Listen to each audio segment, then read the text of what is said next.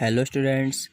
देखिए आज हम इस वीडियो में क्लास 12th का जो हमारा चैप्टर नंबर 10 चल रहा है वेक्टर, उसकी हम 10.4 करने वाले हैं। तो देखिए 10.4 के इंट्रोडक्शन की बात करते हैं पहले।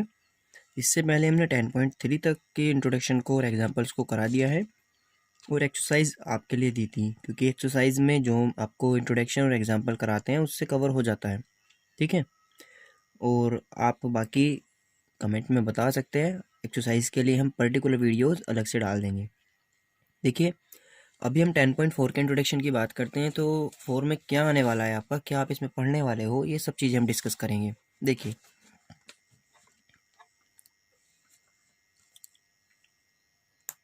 हम सबसे पहले इसमें पढ़ने वाले हैं क्रॉस प्रोडक्ट।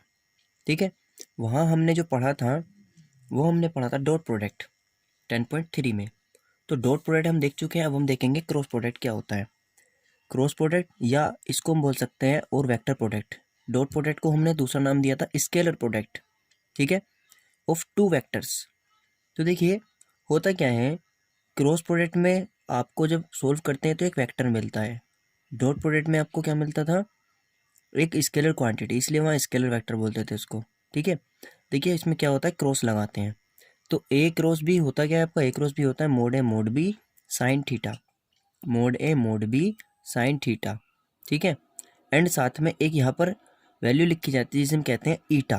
ये एक सिंबल होता है ईटा। ये एक्चुअल में लगता तो एन की तरह है, वैसे होता ईटा है, लेकिन यहाँ फिलहाल आप इसको एन ही मान कर चलें, इस तरह से होता है थोड़ा सा। ठीक है, फिलहाल आप इसको एन ही मान लें, एन कैप। ठीक है, ये क्या है हमारा, यहाँ एन कैप है। ठीक है, mod A mod B sine theta n cap. अब ये एन कैप है, जब कैप लगा दिया हमने इस पे, तो एक तरह से किस को शो कर रहा है कि ये परपेंडिकुलर वेक्टर है। सॉरी, परपेंडिकुलर कह रहा है, यूनिट वेक्टर है। ये क्या है, एक यूनिट वेक्टर है। एन कैप आपका एक यूनिट वेक्टर की तरह से काम कर रहा है यहाँ पर। अब ये एन कैप होता क्या है, हम इस एन कैप को समझते हैं। देखिए आपका पास में कोई ए और बी दो वेक्टर है। ठीक है, ए और बी दो वेक्टर पर जो एक परपेंडिकुलर वेक्टर होता है, ये वो एन वेक्टर होता है, एन कैप होता है उसका। एन वेक्टर होता है परपेंडिकुलर वेक्टर। ठीक है, जिसे हम नॉर्मल कहते हैं। देखिए इसको समझने के लिए आप इसमें ऐसे समझिए, मैं आपको समझाता हूँ। देखिए सपोज कीजिए एक वेक्टर आपका ये है, एक ये है ए, एक ये है बी। चलिए इसको ऐसे ही बना लेते हैं इसी फॉर्म में। ये है, ये वेक्टर ए है, वेक्टर बी है। तो इन पर यदि एक वेक्टर ऐसे बना दिया जाए परपेंडिकुलर, ठीक है, तो जो ये परपेंडिकुलर वेक्टर है इन पर, इस परपेंडिकुलर वेक्टर को हम बोलते हैं नॉर्मल वेक्टर। ठीक है, ये परपेंडिकुलर वेक्टर होता है नॉर्मल वेक्टर। नॉर्मल यानी इसको हम एन से डिनोट कर रहे हैं यहाँ पर। तो जो दो वेक्टरों पर, इनके मतलब वेक्टरों पर परपेंडिकुलर वेक्टर होता है वो नॉर्मल वेक्टर होता है, और यहाँ पर जो ये मल्टीप्लाई में होता है ये नॉर्मल वेक्टर ही होता है। और इस नॉर्मल वेक्टर का हम क्या लेते हैं, यूनिट, यानी इसका भी केवल 1 यूनिट लेते हैं। तो इस नॉर्मल वेक्टर का 1 यूनिट लिया है हमने। ठीक है, देखो अभी हम दिखाएंगे कैसे लिया है। फिलहाल ये नॉर्मल वेक्टर को शो कर रहा है अभी आपका। तो देखो इसमें भी आपका क्या होगा, हम इसके सबसे पहले फॉर्मूले को देखते हैं। A cross B is equal to mod A mod B sine theta n cap. अब इसमें आप ये देखिए कि जो हमारा ए क्रॉस बी है, इस यो जो है, मतलब इसके क्या क्या पॉइंट हो सकते हैं, इसके रिजल्ट क्या क्या मिल सकते हैं। तो ये जीरो होगा, लेकिन ये जीरो कब होगा, जैसे हमने ए डॉट बी के लिए जीरो देखा था, तो कब हुआ था, ये और ये क्वांटिटी जीरो हो जाए, या आपका जो कोस थीटा वाला पार्ट था वो जीरो हो जाए। ठीक है, वो कोस थीटा वाला पार्ट किस केस में जीरो था वो भी हमने वहाँ पे देखा था। ठीक है, तो ऐसे यहाँ पर इसके लिए या तो मोड ए जीरो हो जाए या मोड बी जीरो हो जाए, ये तब जीरो आएगा। या सेकंड केस कि साइन थीटा वाला पार्ट जीरो हो जाए। साइन थीटा वाला जीरो कब होगा, जब थीटा की वैल्यू क्या होगी, एन पाई होगी, क्योंकि थीटा की वैल्यू एन पाई आपकी ऑलवेज जीरो होती है, यानी थीटा की वैल्यू पाई 2 पाई 3 पाई सब पे जीरो आता है। ठीक है, अब देखिए अगर थीटा बराबर आपका क्या हो जाए, पाई/2 हो जाए, सपोज कीजिए थीटा आपका पाई/2 हो जाए, वहाँ क्या था कि ए डॉट बी बराबर जीरो था, तो वेक्टर कैसे थे, परपेंडिकुलर थे। ठीक है, कोस 90 की वैल्यू आपकी वहाँ पे जीरो आ रही थी। ठीक है, ऐसे ही यहाँ पर हम कह रहे हैं थीटा की वैल्यू पाई/2 हो जाए, यानी कि साइन थीटा हो जाए। साइन थीटा यहाँ आपने वैल्यू रखा तो क्या हो जाएगा, ये भाई साइन 90 हो जाएगा। साइन 90 आपका क्या होता है, 1 होता है। तो आपका एक रोज भी बन जाएगा मोड ए मोड बी और एन कैप। ठीक है, अब देखिए हमने क्या किया हुआ है यहाँ पे, हम इसी फॉर्मूले को अब हम लगाएंगे किसके लिए, आई जे के लिए, ठीक है। अब इसको समझना जरा, आई क्रॉस जे आपका क्या आएगा, ठीक है। आई क्रॉस जे आपका होता है के, जे क्रॉस के होता है आई, और आई क्रॉस के होता है माइनस जे। तो इस पोर्शन को समझने के लिए आपको क्या करना है, सबसे पहले यहाँ आइए, देखो हम आपको बता देते हैं इस पोर्शन को समझना। हमने इसको क्लॉकवाइज और एंटी क्लॉकवाइज दो में डिवाइड किया है, ठीक है। तो अगर हम आई जे के क्लॉकवाइज एंटी क्लॉकवाइज में लिख लेते हैं आई जे के, तो हम क्या करेंगे, हम दो का क्रॉस लेंगे, तो दो का क्रॉस हमेशा क्या होता है, उससे अगले वाला होता है, ठीक है। ये कि सीक्वेंस है याद करने का, आई क्रॉस जे बराबर होगा के, जे क्रॉस के बराबर होगा आई, के क्रॉस आई बराबर होगा जे, ठीक है। लेकिन अगर हम इनको रिवर्स लेते हैं, होना तो ऐसे चाहिए इस सीक्वेंस में, लेकिन अगर उल्टा हो जाए, मतलब आई क्रॉस के हो जाए, तो आंसर जे होगा, लेकिन माइनस में होगा, क्योंकि हमें क्या ले लेते हैं, डायरेक्शन हम एंटी क्लॉकवाइज लेते हैं। अगर हम डायरेक्शन क्लॉकवाइज ले लेते हैं तो क्या होगा, ये जो रूल है आपका निगेटिव पार्ट बना देगा, ठीक है। देखो डॉट प्रोडक्ट में I dot I, J dot J, के डॉट के बराबर आपका 1 था, ठीक है। लेकिन वहाँ पर ये वाले पार्ट 0 थे। यहाँ क्या है कि आई क्रॉस आई, जे क्रॉस जे, के क्रॉस के बराबर 0 है, ठीक है। ये ध्यान रखना है आपको, वहाँ पर डॉट प्रोडक्ट में डॉट वाले 0 थे, क्रॉस प्रोडक्ट में क्रॉस वाले 0 है सेम पे, ठीक है। और यहाँ पर कौन से वाले 0 थे, वहाँ वहाँ जो 0 थे वो थे आपके आई क्रॉस जे वाले, इस टाइप के 0 थे, ठीक है। वो इस टाइप के 1 थे। यहाँ आपको क्या ध्यान रखना है कि आई क्रॉस जे बराबर के, ये एंटी क्लॉकवाइज से आप याद रखेंगे, ठीक है। अब ये 0 क्यों है, अभी आप देख सकते हैं कि आप आई क्रॉस आई ले रहे हैं, तो यहाँ आई मोड आई आएगा, और आपका एंगल कितना आएगा, थीटा 0, तो साइन थीटा की वैल्यू कितनी होती है 0, तो ये सारा 0 हो जाएगा, ठीक है। चलिए देखो, अब हम समझते हैं ए क्रॉस बी हमें निकालना है, तो एक्चुअल फॉर्म में हम कैसे निकालेंगे। सपोज कीजिए ए वेक्टर है आपका ये, बी वेक्टर है ये, ठीक है, 3i j 4k, और बी वेक्टर है आपका आई माइनस जे प्लस के। आपको निकालना है ए क्रॉस बी। तो ए क्रॉस बी कैसे निकाला जाए, तो ए क्रॉस बी का हमारे पास में एक डिटर्मिनेंट्स वाला मैट्रिक्स है, मेथड है, ये सिंपल मेथड है। तो देखो इस मेथड को हम कैसे यूज़ करेंगे, आप फर्स्ट ऑफ ऑल लिख लेंगे आई जे के, क्योंकि हमारा जो ए क्रॉस बी होता है वो एक वेक्टर ही आता है। ये तो हो गया समझने के लिए। अब हम करते हैं कि एक्चुअल में हमें ए क्रॉस बी निकालना कैसे है, ठीक है। निकाल हम वैसे भी सकते हैं ए क्रॉस बी को, जैसे अभी हमने बताया कि इसको इसके साथ क्रॉस करो, इसके साथ क्रॉस करो, फिर इन रूल्स को फॉलो कर लेंगे। लेकिन हमारे पास एक सिंपल मेथड है। सिंपल मेथड क्या है कि ए क्रॉस बी कीजिए, डिटर्मिनेंट निकालिए, क्योंकि एक तो प्रोसेस आपका वही है कि आप 3i की आई में करें, 3i की जे में करें, 3i की के में करें, फिर ऐसे ही सबको करें, वो तो प्रोसेस है ही हमारा। फिर इनकी वैल्यू रख लेंगे, आई क्रॉस जे क्या आएगा, आई क्रॉस आई क्या आएगा, ये सब रख सकते हैं, ठीक है। सेकंड मेथड में आप जब इसको डिटर्मिनेंट मेथड को लगाते हैं तो इसमें क्या होता है, आई जे के लिखेंगे हम, और जो फर्स्ट वेक्टर के हमारे कोफिशिएंट है वो हम लिख देंगे, जो एक तरह से डायरेक्शन जो हमारे यहाँ रेशो है, ठीक है। ये भी हम सेकंड वाले के लिख देंगे, जैसे कि 3 1 4 और इसके आई जे की वैल्यू क्या है, आई जे की 1 -1 के 1 -1 और 1, और इसको सोल्व कर लेंगे, आपका आंसर आ जाएगा, ठीक है। अब बात करते हैं इसके रूल की। तो A cross B is not commutative, तो ध्यान रखना A cross B not is equal to B cross A, ठीक है। क्योंकि क्रॉस में जब आप इसकी वैल्यू निकाल रहे हैं कुछ और आएगी, लेकिन अगर आप इसको पहले रख दें इसको बाद में तो कुछ और आएगी। तो A cross B not equal to B cross A, ठीक है। लेकिन हाँ, अगर आप ए क्रॉस बी करते हैं तो इज इक्वल टू माइनस के बी क्रॉस ए हो सकता है, क्यों, उसमें वैल्यू फिर वो नेगेटिव आ जाती है। आप इसको चाहो तो यूज़ करके इसमें अप्लाई करके देख सकते हैं। तो ध्यान रखना A cross B cross A के इक्वल नहीं होता, बस क्या होता है, A cross B is equal to minus B cross A होता है, ठीक है। चलिए अब देखिए, अब हमारा ये हो गया एंगल बिटवीन टू वेक्टर, ठीक है। तो एंगल बिटवीन टू वेक्टर अगर हम निकालते हैं तो वो क्या होगा, तो ये देखिए A cross B is equal to होता है mod A mod B sine theta. तो ये साइन थीटा क्या है, हमारा एंगल है टू, इसके लिए क्या हो जाएगा, mode A cross B upon mod A mod B, ये हम निकाल सकते हैं सिंपली। ए क्रॉस बी हमें निकालना आता है अब, और मोड ए मोड बी भी निकालना हमें आता है, ठीक है। अब देखिए हमारे पास में यहाँ पर है एक ये ट्राइंगल बना हुआ है, ठीक है, जिसमें मतलब हमने एक लो लगा रहे हैं, मतलब इफ़ आपका एक वेक्टर ए है एंड वेक्टर बी है respectively two adjacent sides of triangle, ये क्या है, दो ट्राइंगल की साइड्स हैं, तब हम निकाल रहे हैं एरिया ऑफ ट्राइंगल एबीसी। तो ये हमारे दो इंपॉर्टेंट फॉर्मूले हैं कि हम जो क्रॉस प्रोडक्ट है, इस क्रॉस प्रोडक्ट की हेल्प से जो हमारे 2 वेक्टर हैं उनसे हमने हमारा बनने वाला ट्रायंगल का एरिया और एक पैरेललोग्राम का एरिया, हम 2 चीज़ निकाल सकते हैं। कैसे निकाल सकते हैं? तो एरिया ऑफ ट्रायंगल एबीसी होता है हाफ मोड ऑफ मतलब ए क्रॉस बी। बस जो भी 2 वेक्टर दिए हुए हों उन 2 वेक्टरों से बनने वाला जो ट्रायंगल है वो हम इससे निकाल सकते हैं। ठीक है, एडजेसेंट वेक्टर हमें पता है। ठीक, अब देखिए ऐसे पैरेललोग्राम होता है। तो पैरेललोग्राम कैसे बनेगा? अगर हम इसी ट्रायंगल को ऐसे बना दें तो ये 2 ट्रायंगल बन रहे हैं सेम, तो डबल हो जाएगा। डबल हो जाएगा तो इसी का डबल कर देंगे तो 2 से 2 कट जाएगा। तो एरिया ऑफ पैरेललोग्राम क्या होता है कि if vector A and vector B respectively two adjacent sides of parallelogram, यदि ये एडजेसेंट साइड हैं किसी पैरेललोग्राम की, तो आपका एरिया ऑफ पैरेललोग्राम क्या होगा? Mod of A cross B. ठीक है, ये हमें ध्यान रखना है। तो अब देखो एक हमें छोटी सी बात कर लेते हैं क्रॉस प्रोडक्ट और डॉट प्रोडक्ट में डिफरेंस की। तो क्रॉस प्रोडक्ट और डॉट प्रोडक्ट में क्या डिफरेंस है? क्रॉस प्रोडक्ट में हमारा ए क्रॉस बी एक वेक्टर आता है, डॉट प्रोडक्ट में हमारा ए डॉट बी एक स्केलर आता है, स्केलर क्वांटिटी होती है। यहाँ ए क्रॉस बी बराबर 0 कब हो सकता है? जब ए भी 0 हो या बी 0 हो या थीटा आपका 0 हो या 180 हो। यहाँ ए 0 कब हो सकता है? जब ए 0 हो, बी 0 हो या थीटा आपका 90 हो।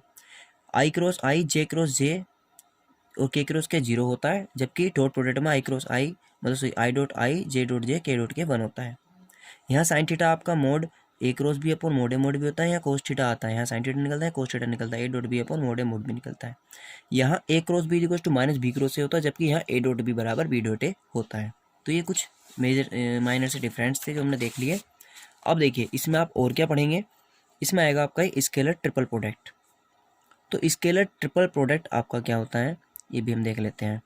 Late A B and C are 3 vector, मतलब ए बी सी हमारे क्या है? कोई 3 यानी 3 वेक्टर्स हैं।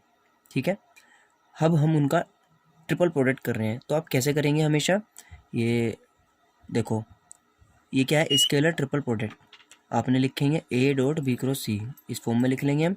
ये लिखने का नोटेशन है, पहले आप नोटेशन देखिए ओनली कि ए डॉट बी क्रॉस सी लिख सकते हैं, या आप इसको ऐसे भी लिख सकते हैं, मतलब डिटर्मिनेंट्स टाइप फॉर्म बना के, सॉरी मैट्रिक्स फॉर्म टाइप बना करके इसको रो में A B C.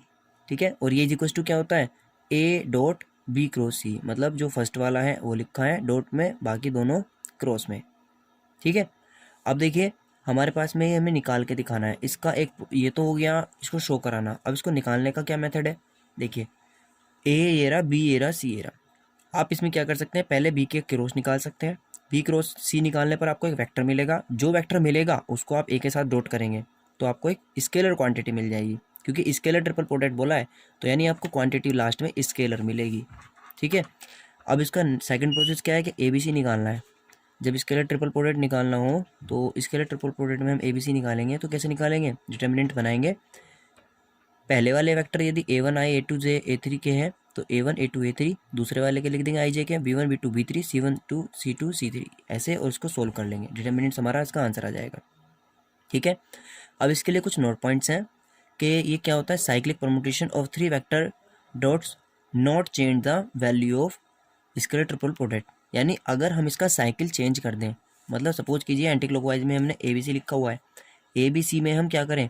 A B C ना लेकर के बी सी ए ले लें या सी ए बी ले लें, तो आंसर आपका सेम ही आएगा। ये हमने लिख के दिखाया हुआ है। ठीक है, आंसर में कोई इफेक्ट नहीं पड़ेगा क्योंकि स्केलर क्वांटिटी मिलनी है। ठीक है, देखिए एक है आपका कि हम ए डॉट बी क्रॉस सी निकाल रहे हैं, या हम क्या करते हैं? पहले ए क्रॉस बी निकाल लें और डॉट सी निकाल लें, ये सेम ही आएगा, इससे कोई इफेक्ट नहीं पड़ेगा। यानी if we interchange dot product and cross product, value of scalar triple product will remain same, इस पर कोई इफेक्ट नहीं पड़ेगा। यानी आप इसमें A dot B cross C निकाल लो, या पहले इन दो का क्रॉस कर दो फिर इसका डॉट कर दो, आप किन्हीं भी दो का क्रॉस और किसी एक का डॉट कर सकते हैं, तो ये स्केलर ट्रिपल प्रोडक्ट ही आंसर सेम आएगा। ठीक है, आप यानी अगर आप ए बी सी, देखो यहाँ हमने एंटी क्लॉकवाइज की फॉर्म में लिखा है ए बी सी या बी सी ए या सी ए बी, तो ये तो सेम है। लेकिन अगर आप यहाँ देखो क्या कर रहे हैं? ए बी सी, ठीक है, और हमने ए बी सी का क्या कर दिया? ए बी सी को ना लिख करके हमने ए सी बी, साइकिल उल्टा घुमा दिया, ए बी सी और ये ए सी बी। अगर आप उल्टा साइकिल घुमा देते हैं तो बाहर नेगेटिव आ जाएगा।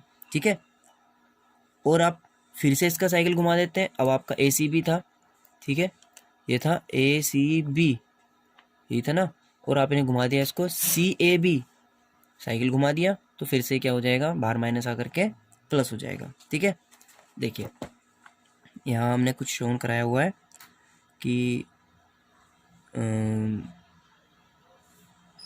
देखो एक है आपका जो आता है कोप्लेनरिटी ऑफ थ्री वेक्टर्स। आपको पूछा जाएगा कि बताइए कि थ्री वेक्टर्स हैं, क्या वे एक ही प्लेन में है। कोप्लेनरिटी का मतलब है कि जैसे मान लीजिए कि एक पेपर है और मैं इसी पर थ्री वेक्टर्स बना रहा हूँ, ठीक है, ये ए है, ये बी है और ये सी है, तो ये तीनों के तीनों एक ही प्लेन पर हैं। ऐसा नहीं है कि ए और बी यहाँ है और ये इन पर परपेंडिकुलर हो, तो ये तो बाहर हो जाएगा। हमें चेक करना है कोप्लेनरिटी, तो क्या होना चाहिए, तीनों के तीनों एक ही प्लेन पर होना चाहिए। तो उसके लिए आप क्या करें, इसको स्केलर प्रोडक्ट निकालें, ट्रिपल प्रोडक्ट, और वो आपका जीरो आना चाहिए। अगर वो आपका जीरो आता है तो आप कहोगे कि एक ही प्लेन में है, अदरवाइज ये एक प्लेन में नहीं है, यानी कि कोप्लेनरिटी के लिए आप इसे चेक करेंगे। ठीक है, चलिए अब इसके कुछ एग्जाम्पल देख लेते हैं। देखो एग्जाम्पल नंबर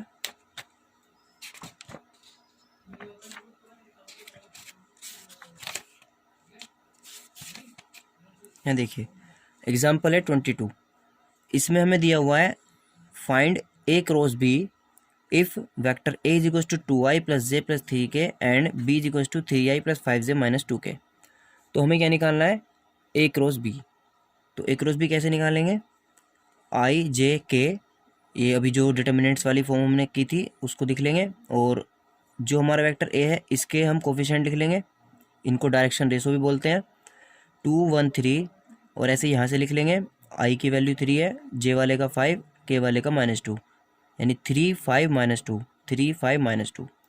तो ये हमारा ये हो जाएगा। और अब इसको डिटर्मिनेंट्स की फॉर्म से ही हमें सोल्व करना है। तो ये हमने डिटर्मिनेंट वाला जो चैप्टर है उसमें पढ़ा हुआ है कैसे सोल्व करते हैं, तो आप उसी वे में, ये हमारा फर्स्ट हो जाएगा आई जे के, हमने लिख लिया आई ब्रैकेट्स, फिर सेकंड वाला लिखते हैं तो उससे पहले माइनस आ जाता है, माइनस ब्रैकेट जे प्लस के, और ये वाला ब्रैकेट्स आ जाएगा। अब ब्रैकेट्स के बाद में आप इस फर्स्ट रो फर्स्ट कॉलम को हाइड करेंगे और इसकी क्रॉस प्रोडक्ट करेंगे, तो कितना हो जाएगा, 2 1 ज़ा 2 और माइनस के 5 3 ज़ा 15। सेम वे में आप सारा वर्क करेंगे तो आपको क्या मिलेगा, ये सोल्व होकर के यहाँ मिलेगा आपको ये माइनस के 17i plus 13j plus 7k। अब क्या करना है, हमें इसका मोड निकालना है। तो इसका मोड क्या होगा, इनके कोफिशिएंट का स्क्वायर करेंगे और उस टोटल का स्क्वायर रूट निकालेंगे। तो आप इसमें -17 का square plus 13 square plus 7 square और टोटल का स्क्वायर रूट करेंगे, देन आपको मिलेगा अंडर द रूट 507। ठीक है, तो ये आपका आंसर आ जाएगा। अब देखिए अब क्या करेंगे हम, क्वेश्चन नंबर एग्जाम्पल नंबर 23 देखते हैं। Find a unit vector perpendicular to each of the vector. मतलब हमें एक यूनिट वेक्टर निकालना है जो क्या है कि a plus B and a minus B इन सब पर क्या है, परपेंडिकुलर हो। आपको दिया हुआ है a बराबर b बराबर, सबकी वैल्यूज़ दी हुई हैं। देखो हमने क्या कहा कि a प्लस बी दिया हुआ है, a माइनस बी हमें निकालना, मतलब ये हमें vector a plus B and a minus B में निकालना है। ठीक है, यूनिट वेक्टर निकालना है। तो देखो हमें a plus B, a minus B और ये सब दिया हुआ है। हम क्या कर रहे हैं, a plus B, a minus B का क्रॉस कर रहे हैं। इनका क्रॉस करने से हमें क्या मिलेगा, देखो हमने इनका क्रॉस किया और ये हमारा यह है, इसको हमने सी मान लिया, क्योंकि हमें क्या करना है, हमें परपेंडिकुलर वेक्टर निकालना है। अब हम क्या करेंगे, इस सी का मोड निकालेंगे, ये आ जाएगा। ठीक है, और हम क्या करेंगे, रिक्वायर्ड वेक्टर क्या हो जाएगा, जो हमारा यूनिट वेक्टर है वो हमारा सी कैप होता है। ठीक है, तो परपेंडिकुलर वेक्टर निकालने के लिए हमने पहले क्रॉस प्रोडक्ट किया और उसके बाद में इसका कैप, और कैप का फॉर्मूला हमारा क्या है, C vector upon mode of सी। ठीक है, ये फॉर्मूला है, इस फॉर्मूले को इसमें हम यूज़ करेंगे। तो जो ये वेक्टर बनता है ये हमारा यूनिट वेक्टर होता है। ठीक है, सेम वे में हमारा एग्जांपल नंबर 24 है। इसमें क्या करना है, find the area of triangle having the points. इसमें आपको एक एरिया निकालना है ट्राइंगल का और उसके पॉइंट्स दिए हुए हैं। तो देखो इसमें आपको इस तरह से, ये ट्राइंगल है, इसके पॉइंट्स आपको गिवन है ए बी और सी, तीनों पॉइंट्स गिवन है ए बी सी।